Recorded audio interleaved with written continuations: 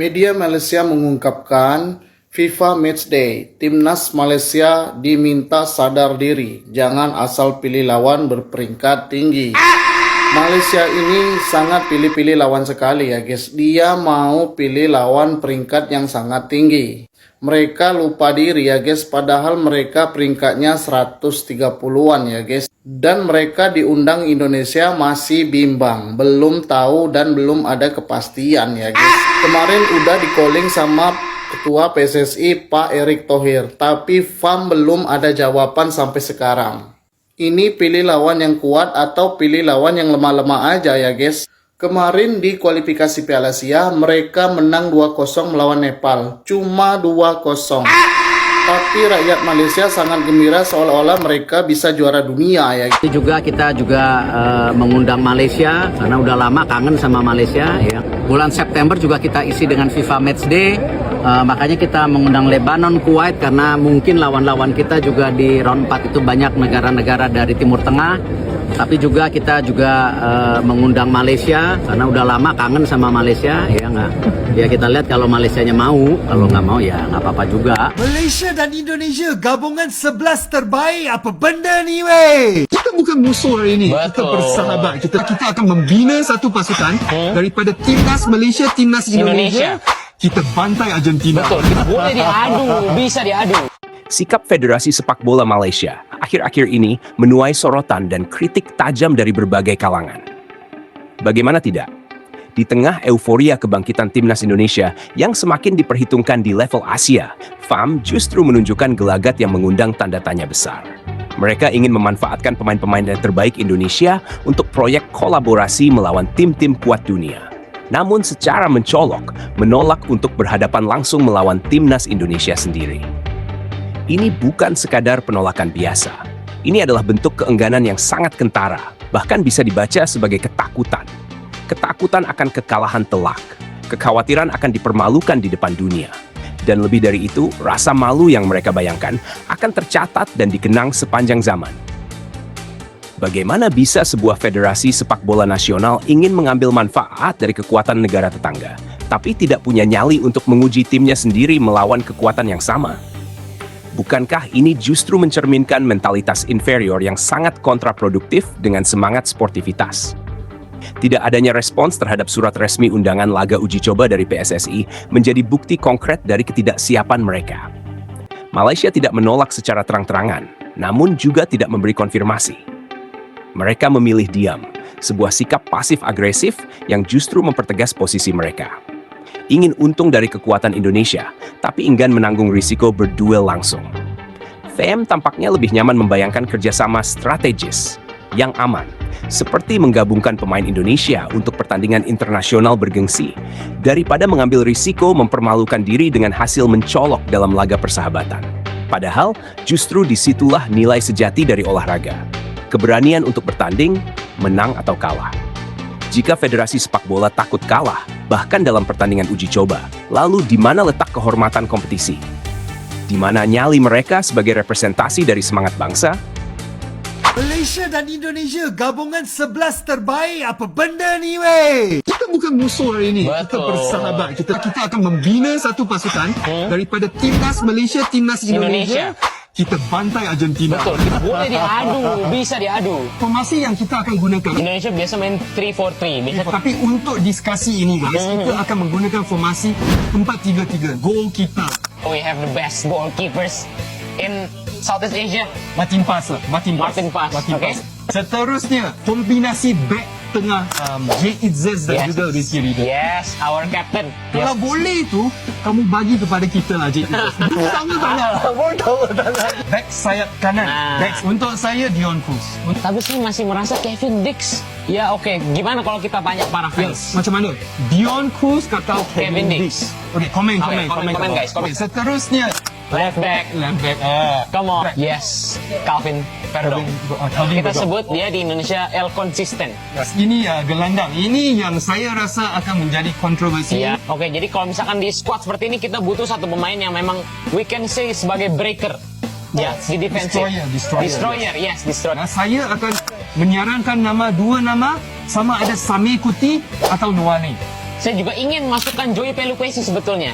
So yang ini mungkin kita tanya sahabat. Kita tanya apa lagi mungkin, pendapat kamu? Saya rasa Tom Hee ini ialah seorang attacking midfield. Yes, dia punya quality di final pass yang sangat bagus. So, Kita kena masukkan Tom Hee dan juga Hector Havel. yeah, I agree. Dan dengan ada Hector Havel, Tom Hee will be very outstanding juga. Sekarang tiga depan, Kawasan striker tu Oli Romani lah. clinical.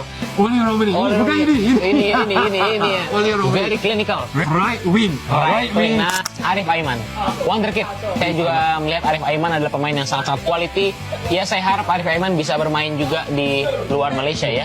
Posisi yang terakhir Left wing. Saya ingin taruh di situ sebetulnya ada Ragnar Oratmangun ya. Tapi I have to say one player from Malaysia that I really like, Faisal Halim. After what he's been through, yeah, he's a very good quality player. Untuk kembali daripada kecederaan apa yang dilalui oleh Faisal Halim itu bukan mudah. Dan dia boleh comeback dan hari itu menyarung kembali jersey Harimau Melaya. Yes. I think dia patut yes. diberi tempat dalam squad kita yang paling. Yeah. Okay, macam mana pula dengan kawan-kawan sekalian? Yeah. Komen di sini. Komen guys, oke, let's go. Bro, si Itses, Kevin Dix, terus sama Oli Romani panggil ya, suruh main di ASEAN All Star. Enggak. Nah kenapa? Lawan MU ini, lawan MU, ketemu Garnacho loh. Oh, enggak bro. Kalau lo mau ambil pemain-pemain yang pernah juara AFF aja, ya. Gue kan nggak pernah juara AFF, jadi sorry. Gue juga lagi fokus sama Pildun nih. September kosong. Artinya kita harus isi dengan uji coba. Ya, nah kenapa kita pilih mengundang Malaysia? Karena udah lama kangen sama Malaysia, ya nggak? Ya kita lihat kalau Malaysianya mau, kalau nggak mau ya nggak apa-apa juga, ya kan? Ada yang janggal sekaligus ironis dalam dinamika hubungan sepak bola antara Indonesia dan Malaysia akhir-akhir ini. Di tengah gairah kebangkitan sepak bola Indonesia dengan generasi emas yang mulai menggetarkan kawasan Asia, Federasi Sepak Bola Malaysia justru menunjukkan sikap yang sulit dipercaya. Mereka ingin menjalin kolaborasi dengan sejumlah pemain terbaik Indonesia untuk menghadapi lawan-lawan tangguh dari luar negeri. Namun secara terang-terangan, enggan untuk berdua langsung melawan timnas Indonesia sendiri. Ini bukan cerita fiksi. Ini adalah kenyataan yang mencoreng logika sportivitas. FAM tampaknya merasa lebih aman meminjam kualitas pemain Garuda untuk kepentingan pencitraan mereka di hadapan dunia, daripada harus menghadapi kenyataan pahit berhadapan langsung dengan kekuatan sesungguhnya dari Indonesia. Ada rasa takut yang tak bisa ditutupi. Ketakutan yang lahir bukan dari analisis teknis semata, melainkan dari ketidaksiapan mental untuk menerima kemungkinan kekalahan besar. Malaysia seolah berkata, "Kami ingin energi dan ketajaman kalian, tapi jangan ajak kami bertarung dengan kalian." Betapa memalukannya posisi semacam ini jika dilihat dari kacamata sportif dan etika kompetisi. Bukankah esensi dari olahraga adalah keberanian untuk menghadapi siapapun, kapanpun, dengan kepala tegak? Yang lebih ironis lagi, ketika PSSI secara resmi mengirimkan undangan laga uji coba sebagai bentuk persahabatan antar negara serumpun, FAB memilih untuk bungkam. Tidak ada jawaban, tidak ada penjelasan. Mereka tidak menolak secara formal, namun juga tidak menyambut dengan semangat. Diam seribu bahasa. Sebuah strategi diam yang justru membuka banyak dugaan. Mereka lebih takut kalah telak daripada siap belajar dari kekalahan. FAM seakan menyadari bahwa jika mereka benar-benar turun melawan timnas Indonesia saat ini, yang tengah diasuh dengan pendekatan modern, pemain diaspora berkualitas, dan semangat nasionalisme tinggi, hasilnya bisa menjadi bencana besar di mata publik mereka sendiri. Kekalahan dalam laga uji coba bisa jadi akan menciptakan luka nasional yang tak mudah dilupakan. Dan dalam benak mereka, mungkin kekalahan itu akan terus menghantui sejarah, bahkan menjadi momok yang dikenang sepanjang zaman. Maka, Malaysia pun memilih jalur aman, kolaborasi tanpa konfrontasi, mengambil untung tanpa bersedia menanggung risiko. Dalam bahasa diplomasi olahraga, ini bisa disebut oportunistik. Dalam bahasa rakyat biasa, ini adalah bentuk pengecut dalam balutan formalitas federasi. Jika benar mereka percaya pada kualitas timnya, bukankah seharusnya VM menerima tantangan dari PSSI sebagai ajang pengujian sejati? Tapi nyatanya, yang mereka lakukan justru menjauh dari duel dan mendekati zona nyaman, memanfaatkan kekuatan Indonesia tanpa harus menghadapi langsung Indonesia. Inilah bentuk nyata dari mentalitas yang perlu dikritik. Karena sepak bola bukan hanya soal menang dan kalah, tapi soal karakter. Dan karakter federasi terlihat bukan saat mereka menang, tapi saat mereka memilih untuk tidak bertanding sama sekali. Tại trụ sở Liên đoàn bóng đá Việt Nam, VFF, khóa đào tạo phân tích cơ bản đầu tiên dành cho các cán bộ phân tích đang công tác tại các câu lạc bộ V-League và hạng nhất quốc gia đã chính thức khai giảng. Đây là hoạt động chuyên môn do VFF tổ chức, nằm trong lộ trình nâng cao năng lực phân tích kỹ thuật bóng đá.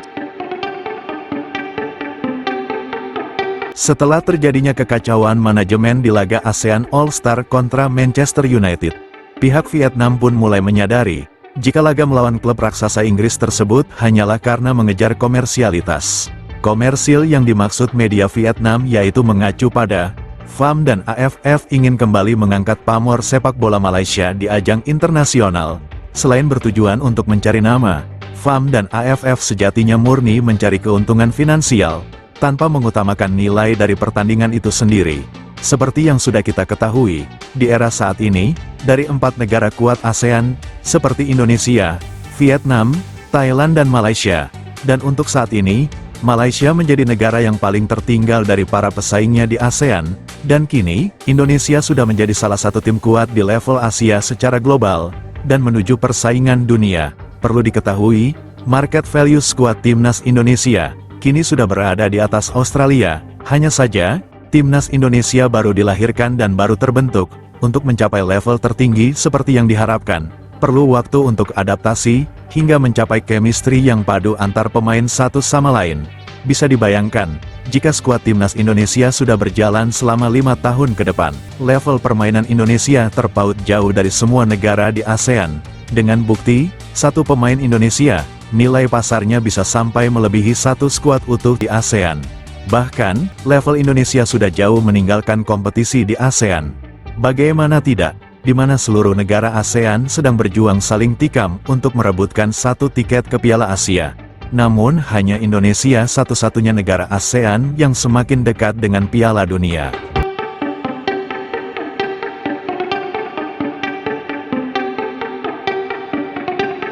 Sebelum meninggalkan tayangan ini, silakan Anda subscribe channel YT Real ini, agar Anda terus mendapatkan berita perkembangan serta informasi jadwal pertandingan Timnas Indonesia selanjutnya. Sampai jumpa di tayangan berikutnya. Bye YT Real.